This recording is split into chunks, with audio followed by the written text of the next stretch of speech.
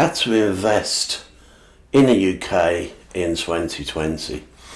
So what you've got to remember is buy-to-let started in around 2000 with the introduction of buy-to-let mortgages, and people were quite happy to put in their 15% deposit, which was typical at the time, and a lot less regulation, a lot less other things going on in the year 2000 around buy-to-let.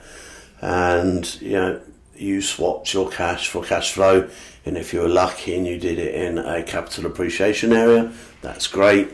And if you weren't so lucky, because most people just invested where they live, into a non-capital appreciation area, you'd get a great yield, good cash flow, but nothing like the capital appreciation.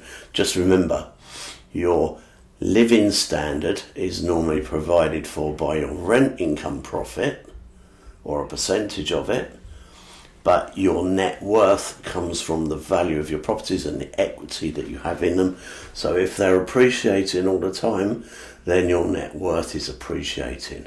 It's very important to understand which one of them areas. I've actually created a whole series of free information videos for you, which are 8 of the most popular strategies that my clients are using financial engineering. I'm kind of an engineer by background, so I use my 3-dimensional thinking brain to come up with ways of buying property where you either put no money in because you do financial engineering, or you put a bit of money in and get all your money out plus a bit.